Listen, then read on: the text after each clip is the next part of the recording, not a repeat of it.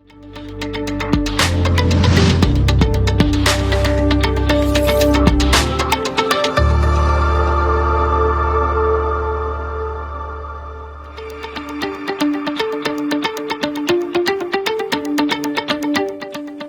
tal? Buenas noches. Nuevamente un nuevo programa con ustedes, nuestros televidentes y seguidores, en esta jornada de diálogo y soluciones. Que tenemos una situación muy especial, porque ayer el gabinete cayó por efecto de haber sido rehusada la confianza por el Congreso de la República y se crea una crisis total del Consejo de Ministros. Ellos renuncian, el presidente tiene que aceptar la renuncia en 72 horas, ya han pasado 36, estamos en la mitad del tiempo y va a tener que nominar un nuevo gabinete. Supongo que mañana o pasado esto estará definido. Hemos invitado a 4 políticos y nos interesa mucho que nuestro público escuche de políticos con trayectoria, con solera, con tradición. Aquellos que la antipolítica ha querido, digamos, desairar, sacar del camino, no darles representación. Y los sustituyeron por otros que no tienen la misma tradición, ni el mismo conocimiento, ni la misma experiencia. Bueno, ahora se quejan del cambio. Pero bueno, siempre están ahí porque lo interesante del buen político es que hace política con o sin cargo, con o sin elecciones, puede estar o no en el Congreso, simplemente lo hace porque tiene una vocación natural de servicio público, de servir a la gente, de ayudar o apoyar, cada uno desde su óptica. En este caso son 4 distinguidos políticos, los 4 han pasado por el Congreso de la República, han tenido otros cargos importantísimos y son muy conocidos, no requieren mayor presentación. Vamos a empezar, quizás el orden de edad podría ser un buen referente. Empezamos por el doctor Antero Flores Arauz. Presente, él ha sido presidente del Congreso, en fin, no más currículum porque es ampliamente conocido. Rafael Rey, igualmente, otro distinguido, él ha sido congresista, actualmente es director en el Banco Central de Reserva, es un político muy conocido. Le sigue el doctor Natalian Primo. Natalian Primo es profesor de Derecho Constitucional, él mismo fue presidente de la Comisión de Constitución del Congreso, una persona muy consultada en estas materias y por supuesto es un político de buen talante. Y Aurelio Pastor igualmente ha sido congresista, ha sido ministro de Justicia, como lo han sido algunos de los que he mencionado anteriormente. Y por tanto creo que va a ser una noche muy interesante en la cual vamos a poder evaluar, conocer, profundizar en cómo es esto de la crisis y cuál es la solución, que es lo que le interesa a la gente principalmente. Entonces quizás podemos empezar a la inversa, podemos empezar por Aurelio Pastor, a ver qué nos dices, Aurelio. Yo creo que en 5 minutos cada uno podría ir poniendo su punto de vista y vamos dando la vuelta. Así es que adelante, Aurelio. Jorge, muchas gracias. Buenas noches. Un saludo a Antero, a Rafael, a Natale y a ti mismo y a todos los que nos están siguiendo en este momento a través de UCI. Yo debo señalar que lo primero que me sorprendió, porque en otras circunstancias quizás estuviéramos analizando el discurso, el contenido del discurso del ex premier cateriano, pero ya después de no haber recibido la confianza, ya no tiene sentido discutir eso. Habrá que discutir el discurso del nuevo premier cuando venga un nuevo premier y nos traiga su planteamiento frente a lo que está ocurriendo. Así que lo que yo quisiera es un poco pensar en qué es lo que ocurrió. A mí me sorprendió mucho la poca pericia que demostró él, la poca habilidad política a la hora de presentarse al Congreso de la República. Primero, me pareció que en los días previos cometió algunos actos de soberbia muy típicos en él, al señalar que él mantenía de una manera muy radical su distancia con los grupos con los que siempre los había tenido, los mencionó inclusive, especialmente al fujimorismo, que tiene representación en el Congreso, pero que como era premier iba a tratar de hacer un esfuerzo para, por esta oportunidad, conversar momentáneamente. Entonces, siguió marcando una distancia que él debió acortar al haber ocupado el cargo para ir generando un ambiente mejor a la hora de llegar al Parlamento. En segundo lugar, me llamó la atención que llegó muy mal preparado a este encuentro con los congresistas. Él debió pensar que este es un congreso especial. Lo digo especial ¿por qué? En primer lugar, porque la conformación del actual congreso es una conformación de gente muy noble en política. La mayoría de ellos no tienen experiencia política, más bien llegaron al Congreso porque postularon en el momento en que los políticos no querían postular o no tenían espacio, y las formas de hacer política no son muy conocidas en el actual Parlamento. Pero además, y una cosa muy importante, este es un Congreso que no se conoce.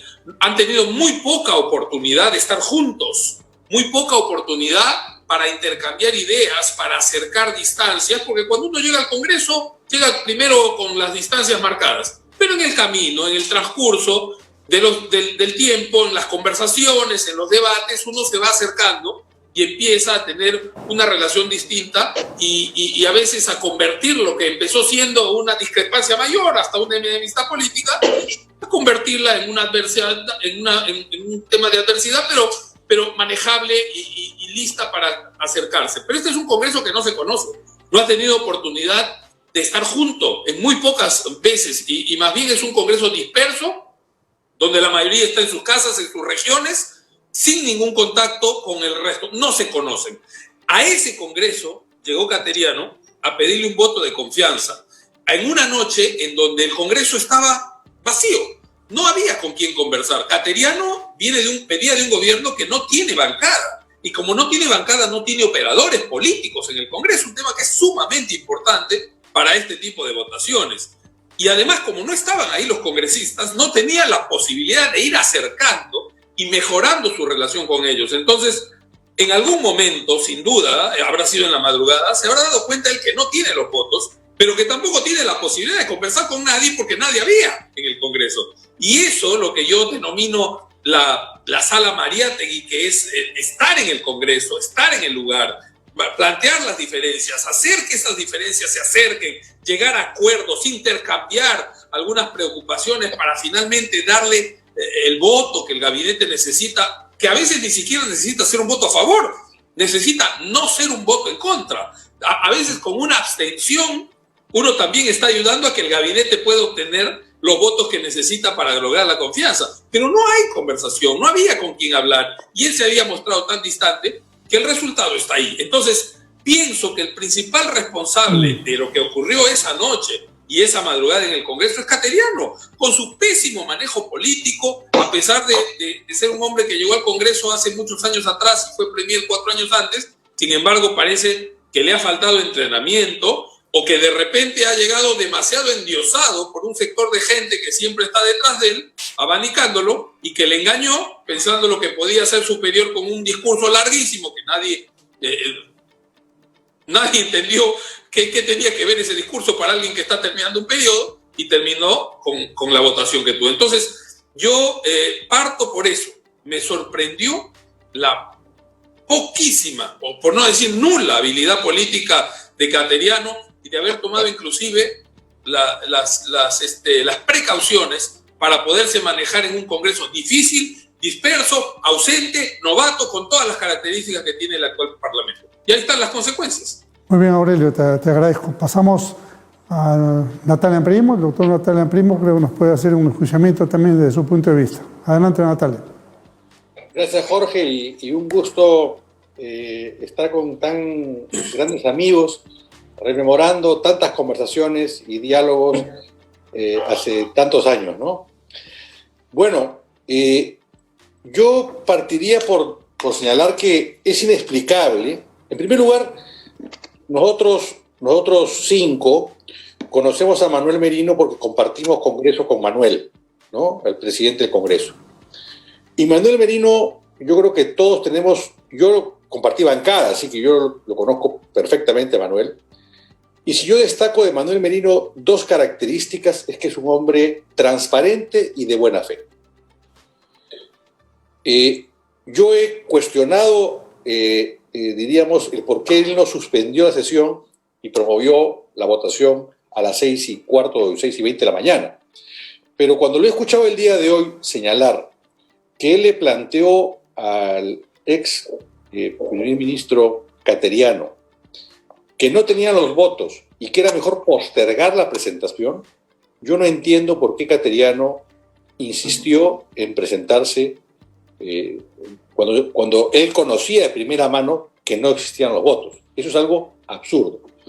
Y además que va con un discurso en el cual muchos podemos coincidir en algunos temas, pero son temas que efectivamente no son ni para un gabinete que está de salida, que está prácticamente para ordenar la casa, para entregar las llaves, y menos para la composición que tiene el actual Congreso, en el cual se ha conocido que hay posturas, diríamos, de una línea radical. Entonces, ese discurso, salvo que uno quiera crear un liderazgo político determinado, no es comprensible, más aún si te han advertido que no existen los votos. Y por tanto, yo, en primer lugar, conociendo a Manuel Merino, que puede cometer errores, que puede tener, diríamos, algún manejo, diríamos, que podría ser mejor, pero Manuel Merino es un hombre decente, honorable, honesto y transparente. Yo lo conozco de los años que fui parlamentario y ese es mi, diríamos, de eso yo doy fe, ¿no? Ahora, ¿qué ha pasado entre la fecha en que fue designado Cateriano y el día que se ha presentado antes de ayer al Congreso? ¿Qué ha pasado?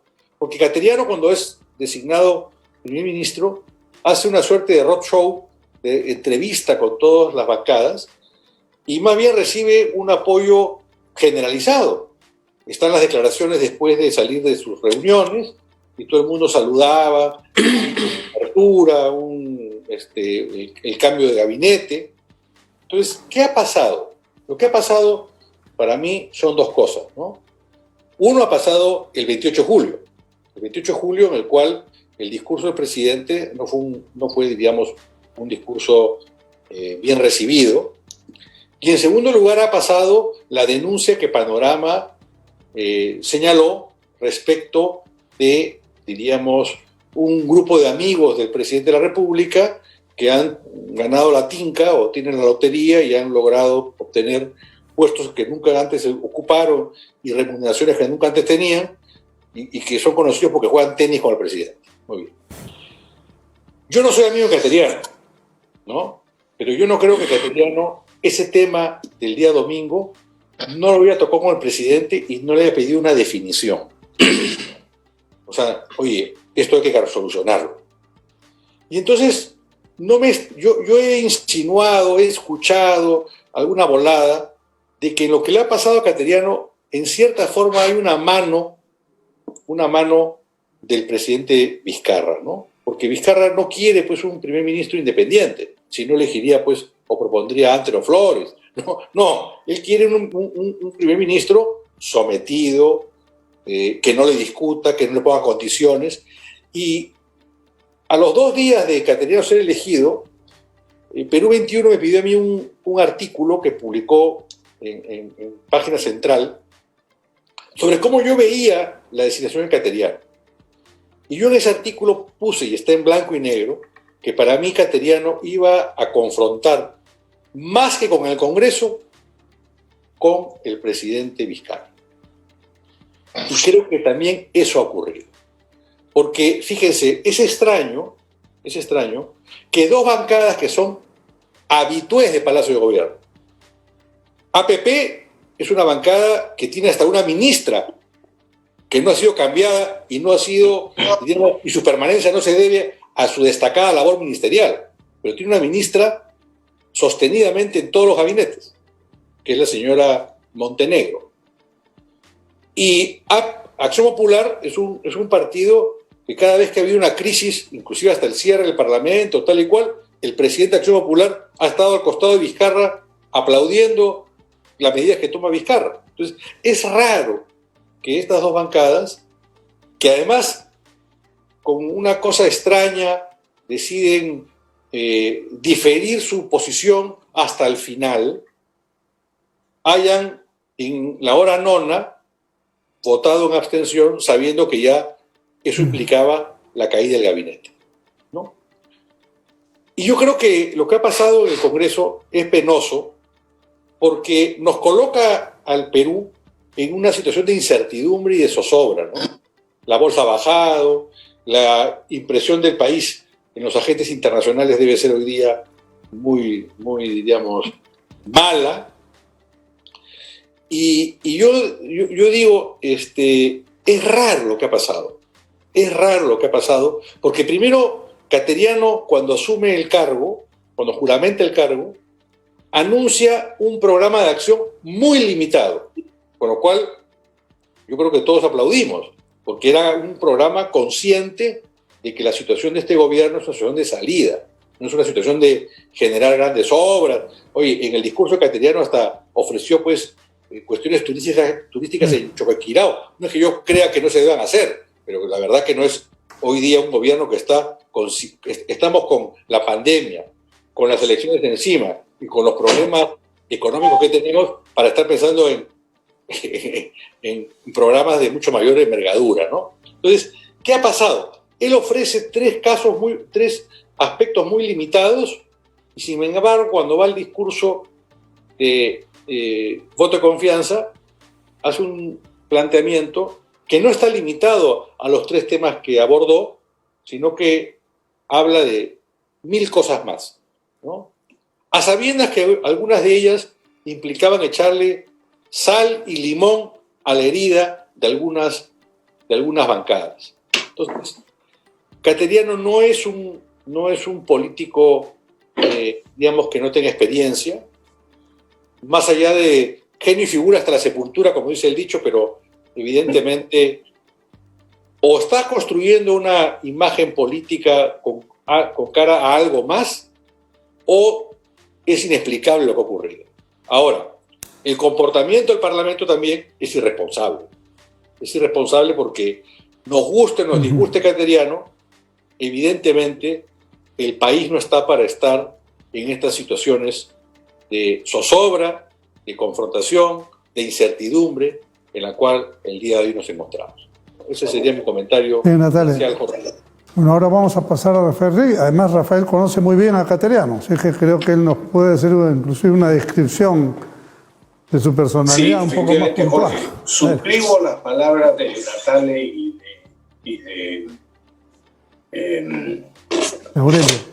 Aurelio, pero efectivamente, quizá tengo la ventaja de conocer más años que ustedes a Pedro Cateriano. Lo conozco bastante y sobre todo a raíz del tema político desde el Movimiento Libertad con Mario Vargas Llosa de los años 80. De manera que puedo afirmar que a mí no me extraña, lamentando, ¿no? Por supuesto que eso haya sucedido, pero no me extraña la actitud de soberbia con la que ha ido al Congreso, porque creo que es un poco su manera de actuar normalmente en política. Podría recordar muchas anécdotas, pero yo quisiera, como para complementar las dos intervenciones anteriores a la mía, decir lo siguiente. Yo creo que lo que ha sucedido en el Congreso, por supuesto que también lo lamento, porque me parece una situación lamentable para el país, como han mencionado Aurelio y Natale. Yo creo que lo que ha sucedido en el Congreso grafica perfectamente, primero, el fracaso de Martín Vizcarra, después el fracaso del propio Pedro Cateriano, y después grafica también la irresponsabilidad con la que han actuado una serie de grupos políticos en el actual Congreso. Y para, digamos, señalar responsabilidades, yo diría que hay dos tipos de responsabilidades aquí en lo que ha venido pasando en el país en los últimos 2 años. Los autores mediatos o los responsables mediatos de esta crisis grave en la que estamos en mi concepto, son Pedro Pablo Kuczynski y Keiko Fujimori. Fundamentalmente por no haberse puesto de acuerdo, a pesar de todas las coincidencias programáticas que hubieran podido y que habrían servido enormemente al país. Y además, los otros responsables son concretamente los miembros del Congreso anterior y, por supuesto, la mayoría, principalmente la mayoría absoluta que tenía Fuerza Popular, sobre todo, más que por sus acciones, por sus omisiones, porque teniendo mayoría absoluta han podido tomar una serie de medidas pensando en el país en lugar de pensar en su futuro personal, que además está muy disminuido como consecuencia de lo que ha sucedido y de sus propias omisiones.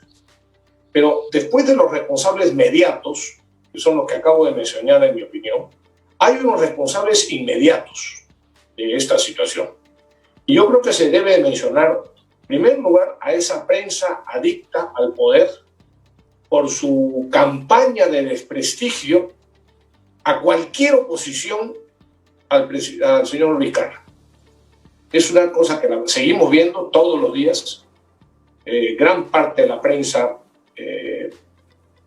digamos, principal del país está muy inclinada a hacerle loas a Vizcarra y a destruir o a intentar desprestigiar a cualquier persona que no coincida con ese pensamiento.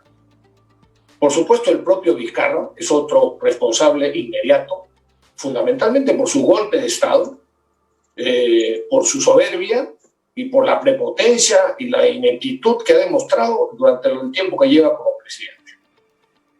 El otro sería, digamos, el otro responsable inmediato es el Congreso actual. Por cierto, hijo ilegítimo de Vizcarra, que no tiene ningún rumbo, que está completamente envenenado ideológicamente, ignorante en la mayor parte de los casos y por supuesto también prepotente, ¿no? En una palabra, un Congreso verdaderamente irresponsable, ¿no? Y en cuarto lugar, dentro de los responsables inmediatos, el mismo Pedro Cateriano. Porque es evidente su gravísima falta de sintonía, primero con el país, el discurso fatuo, como han mencionado Natalia y Aurelio, un discurso que efectivamente parecía, primero, descendiendo a unos detalles absurdos, que yo no creo, por más que otros hayan hecho lo mismo, no creo que sean propios de una presentación de un hombre de Estado o de presentación de un gabinete, pero mucho menos de un gabinete normal para 5 años de gobierno, pero mucho menos para 11 meses de gobierno en una situación tan crítica económica y de salud como la que estamos viviendo. Así que ha mostrado una falta de humildad que es increíble, realmente irresponsable y sin ninguna autocrítica en nombre del gobierno, sin ninguna autocrítica. De manera que, y encima ahora podemos ver a esa prensa a la que me he referido antes, afirmando o intentando vender, entre comillas, una serie de falsedades, justamente para echarle toda y exclusivamente la culpa al Congreso, que repito, tiene responsabilidad, pero por supuesto no la tiene completa, porque dicen, no, es que la negación de confianza en realidad obedece a que el Congreso no quería la reforma universitaria y era una especie de chantaje, como el mismo Cateriano dijo, respecto del ministro de Educación. El chantaje, más bien diría yo que es al contrario, porque no hacía falta que el Congreso, digamos, pusiera como condición expresa para otorgar la confianza el cambio del ministro de Educación, porque perfectamente podrían haberle dado la confianza y al día siguiente interpelar y seguidamente censurar al ministro de Educación. Así que esa no es una excusa para cualquiera que tenga un poquito de experiencia del Congreso, sabe perfectamente que eso que nos están vendiendo, nos están intentando vender, tanto Vizcarra como Cateriano como la prensa, es absolutamente falso, no se sostiene. Lo que quieren es, evidentemente, esa prensa y ellos mismos victimizar a Cateriano y a Vizcarra. Esa es la intención que creo que han puesto.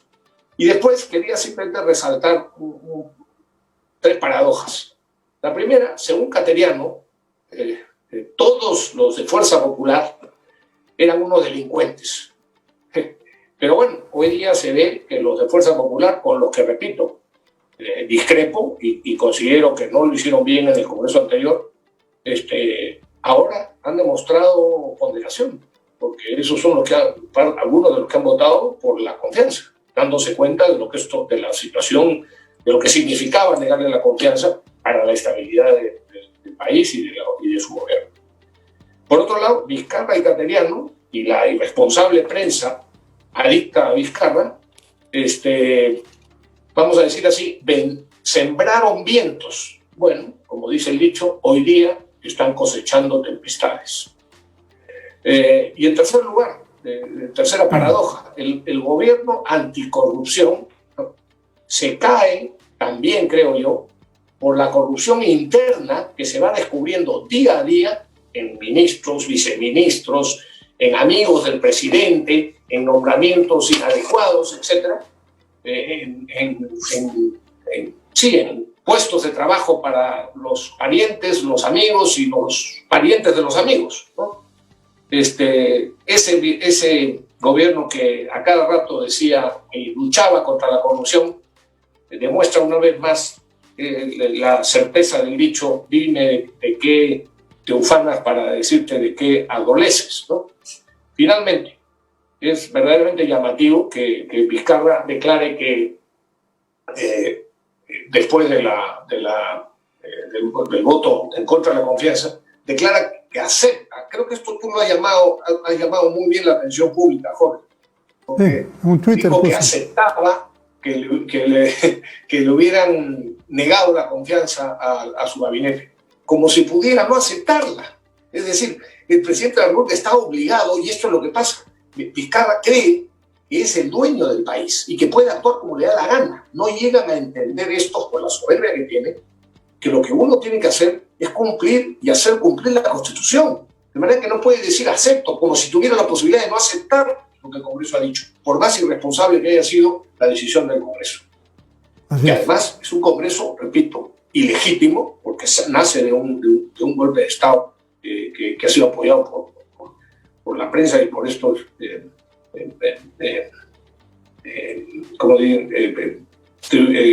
hay magistrados del Tribunal Constitucional que dicho sea de paso nos han dado muestra de la cantidad de veces que han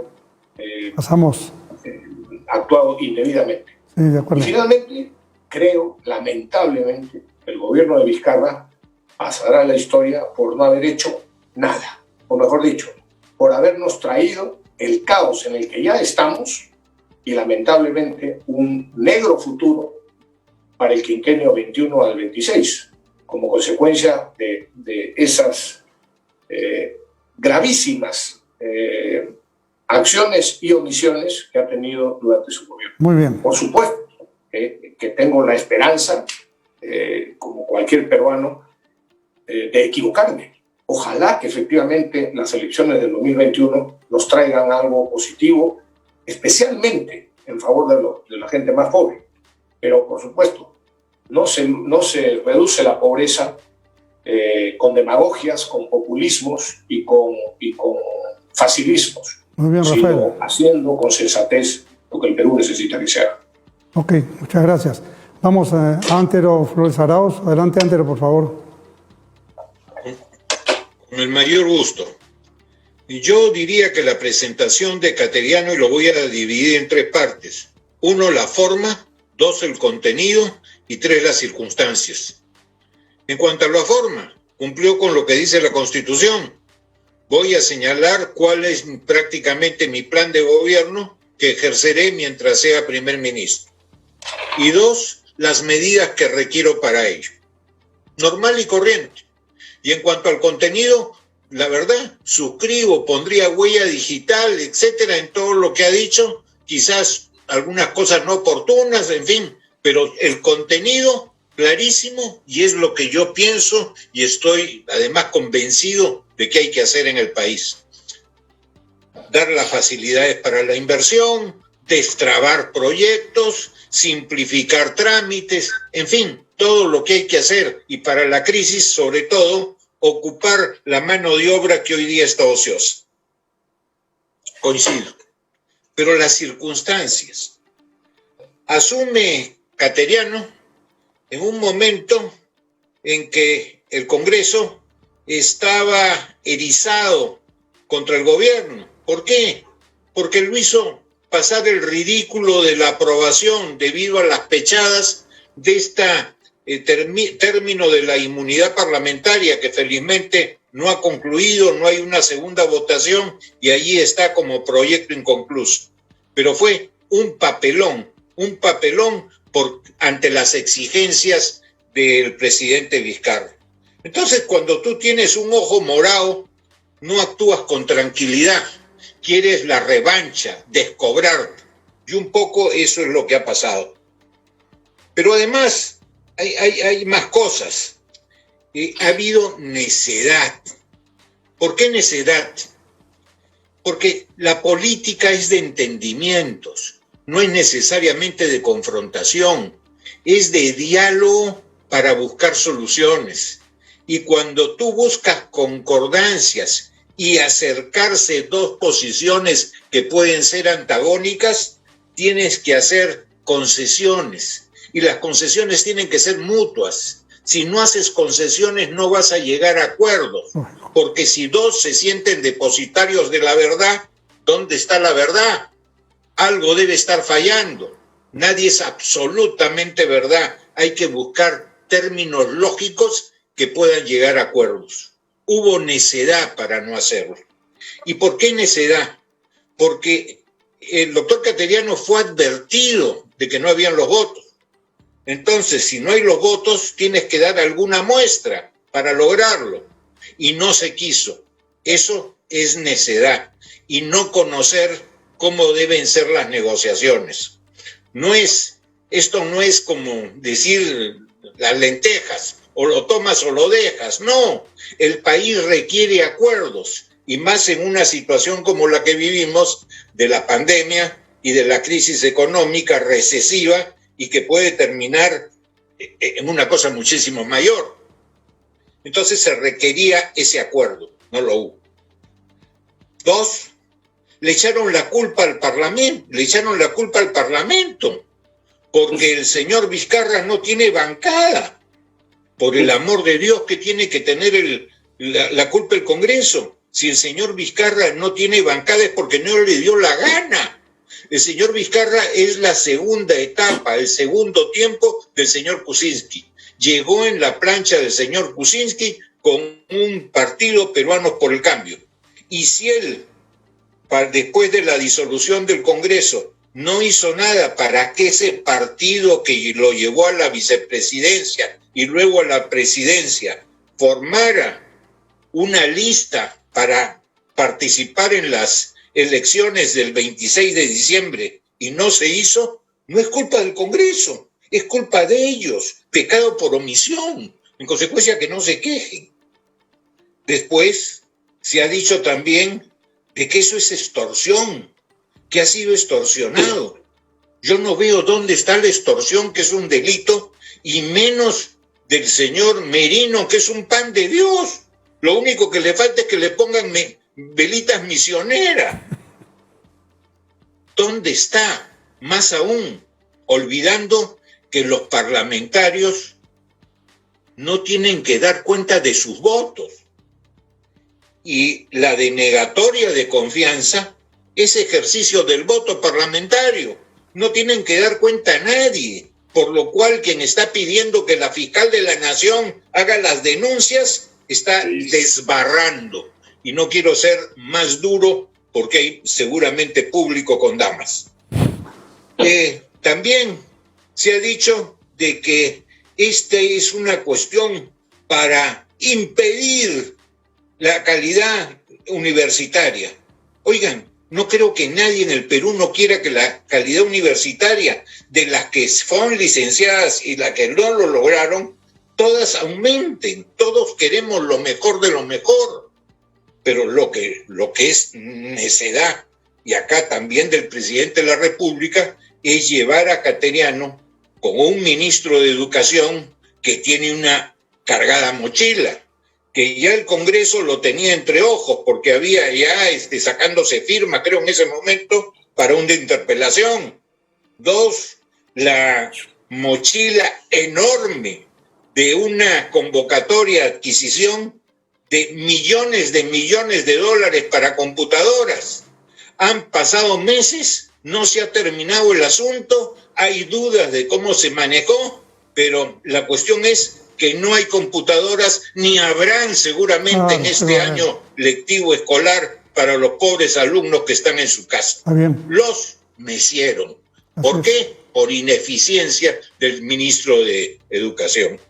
Además, el ministro de Educación tiene otra mochila muchísimo mayor, cerca de 250.000 de universitarios que no pueden seguir estudiando, porque solamente, y lo escuchamos en el discurso del señor Cateriano, solamente hay 15.000 vacantes en las universidades públicas para ellas, y son cerca de 250.000, se quedan en la calle, cuando era tan sencillo darle a las universidades privadas el mismo trato que le dieron a las públicas. ¿Dónde está la igualdad que la Constitución señala? ¿Por qué a las públicas se les dio una segunda oportunidad y por qué a las privadas se les denegó? Yo no veo el motivo. Entonces, acá no hay una cuestión de que se está en contra y se quiere dinamitar. Peor que Beirut, se quiere hacer de la cuestión universitaria todo un descalabro. No, pues, no hay tal. Era sencillísimo de solucionar. Entonces, en lo que vemos es que, si bien es verdad que el Congreso ha sido irresponsable, sobre todo en este momento, ejercer algo que es legal y legítimo, como no darle confianza, no le tengo pues confianza, no se la doy. Pero el momento era inadecuado y la solución estaba en lo que dijo Rafael antes. Una cosa perfectamente lógica. Le doy la confianza y después me lo bajo. Pero solo a él, no a todo el gabinete. Había fórmulas. Se ha manejado mal el asunto con responsabilidades compartidas de ambos lados. Este Congreso realmente, salvo muy pocas excepciones, es bastante mediocre. Pero cómo se ha manejado el asunto desde el Ejecutivo es más que mediocre. Muchas gracias. Vamos a hacer una vuelta final, 2 minutos cada uno, porque no va a haber más tiempo, si no nos vence la hora. Así que, nuevamente, Aurelio, un par de minutos, por favor. Hay que ajustarse al tiempo, les ruego. Adelante. Claro que sí. Bueno, hay que mirar adelante. Hay que ver qué viene. El presidente tiene que tiene que convocar a un nuevo primer ministro, y este nuevo primer ministro no solamente tiene que armar todo su gabinete, seguramente tomará algunos de los ministros que ya habían estado en el cargo, pero va a tener que hacer un enorme esfuerzo desde el principio para poder llevarse bien con el Parlamento y para asegurarse, inclusive desde antes de presentarse en el Congreso, los votos del Congreso, avanzando ya en conversaciones, seguramente en compromisos y sobre todo priorizando muy bien lo que el país necesita. Es verdad que estamos en un tremendo atolladero económico. Es verdad que son millones los peruanos que han perdido su empleo en todas estas semanas.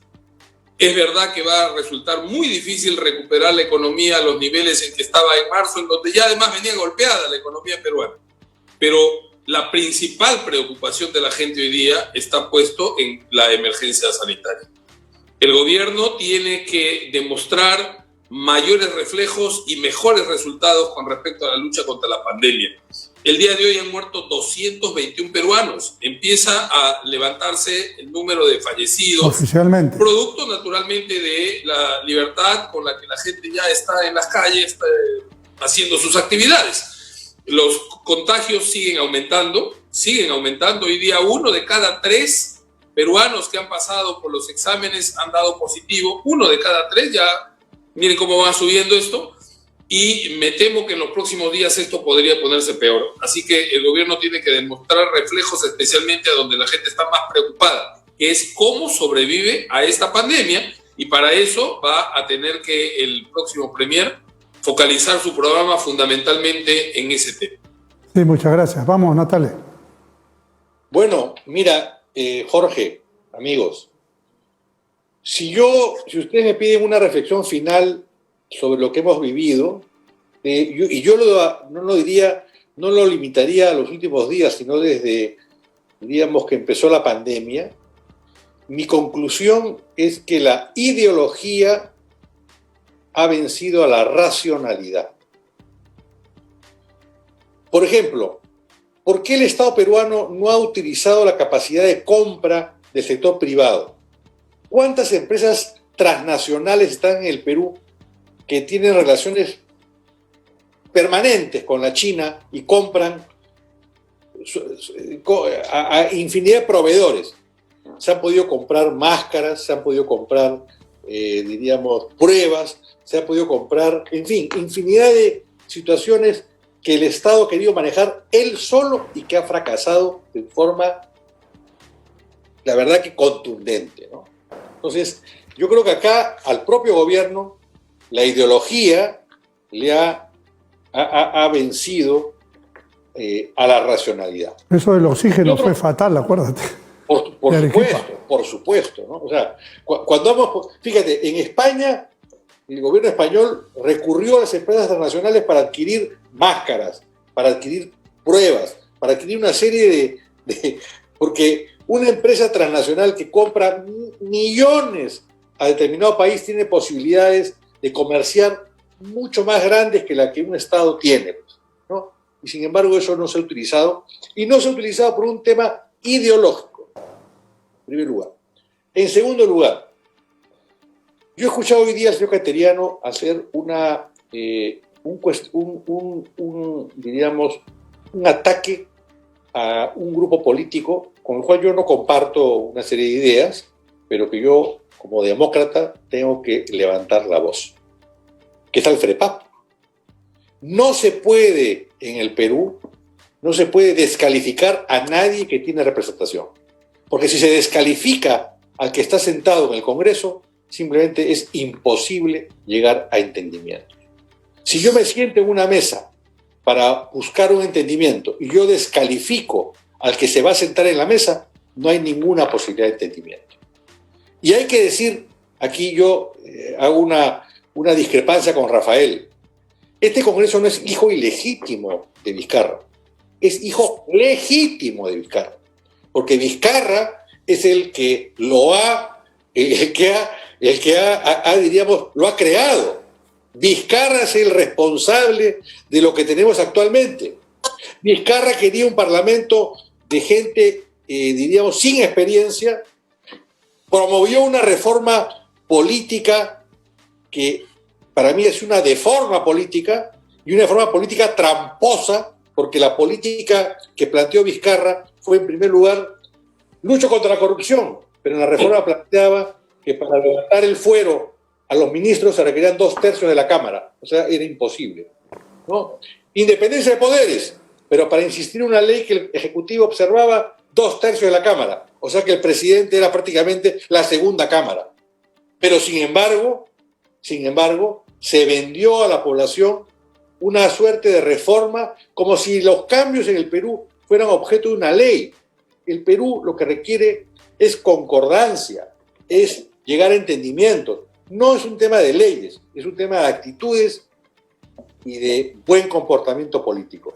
Entonces, yo diría que ahí, evidentemente, lo que nos va a dejar la experiencia del señor Vizcarra después de este periodo va a ser un déficit enorme. Nos hemos bajado la poca institucionalidad que teníamos. Hemos destruido la clase política. No tenemos partidos y estamos en manos de cualquier aventurero que pueda llegar en el próximo año. Bueno, muchas gracias. Rafael, 2 minutos contigo, exactos. Adelante. Ok, de acuerdo. No, yo muy breve, menos de 2 minutos. Evidentemente, lo que sucede siempre, pensando en lo que habría que hacer ahora, ya olvidándonos por el momento de lo que ha sucedido, sin que esto quiera decir que no deba buscarse las responsabilidades políticas y eventualmente penales por los escándalos que se han ido conociendo y que lamentablemente se van a seguir conociendo. Pero bueno, al margen de eso y pensando en el futuro inmediato, lo que tiene que hacer el gobierno evidentemente es recomponer un gabinete, y para eso lo de siempre. El presidente de la República está llamado, tiene el deber de convocar a personas que reúnan fundamentalmente 2 características, o 2 condiciones, vamos a decir. 2 condiciones que en mi concepto son absolutamente necesarias, ambas. Honestidad personal y capacidad intelectual o capacidad de acción, vamos a decir así. Sin eso, no hay forma de que un gobierno funcione.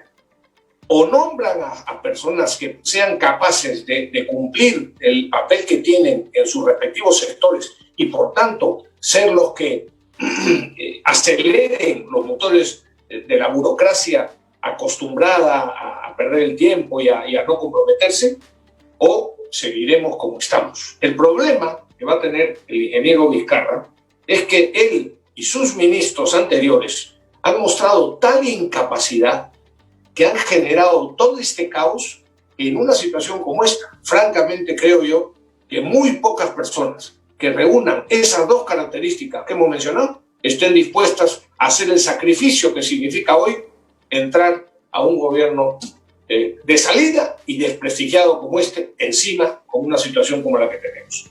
De manera que ahí lo dejo, esperando, repito, que ojalá que de alguna manera, siempre encontraremos maneras, por supuesto. Dicho sea de paso, me gustó mucho un comentario de una persona que hace unos días dijo, ante una queja de una persona joven, qué barbaridad, ya cada día creo menos en nuestro país. Y entonces esta persona, que es más o menos de nuestra generación, le dijo, no te preocupes, para estas situaciones difíciles estamos las personas con madurez y que ya hemos sacado adelante al país en condiciones parecidas, de crisis parecidas o peores. Pero en todo caso, para terminar, cuando he hablado del Congreso ilegítimo, evidentemente estoy de acuerdo con Natalia, no me refería a que sea ilegítimo hijo, es efectivamente el perfecto y legítimo hijo de este. Lo que pasa es que lo dije en sentido de ilegal, vamos a decir. Pero bueno, muchas gracias, Jorge. Sí, pero no lo quiere reconocer, ese problema. Sí. Un ADN al toque. A ver, Antero, por favor, terminamos contigo. Un par de minutos. ¿A quién? Sí, Antero, A ti, tú. Antero. Tú adelante. Con el mayor gusto. 2 minutos. Yo quisiera hacer 2 reflexiones.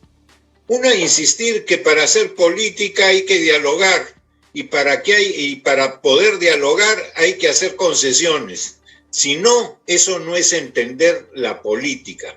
La política no requiere necedades ni depositarios de la verdad. Hay que buscar, insisto, compromiso, diálogo, concertación. Y eso es indispensable en este momento ante la crisis tan grave, sanitaria y económica que estamos sufriendo. Y 2, presidente Vizcarra, si es que nos escucha, lleve usted a su próximo gabinete a gente, por el amor de Dios, que sepa, que tenga experiencia, que tenga prestigio, que tenga solera, que sepa hacer las cosas. Oye usted, presidente, el Consejo de Ministros no es un jardín de la infancia. Hay que llevar gente de reconocido prestigio, prestancia y sobre todo conocimiento. Para aprender se va al colegio, no al Consejo de Ministros.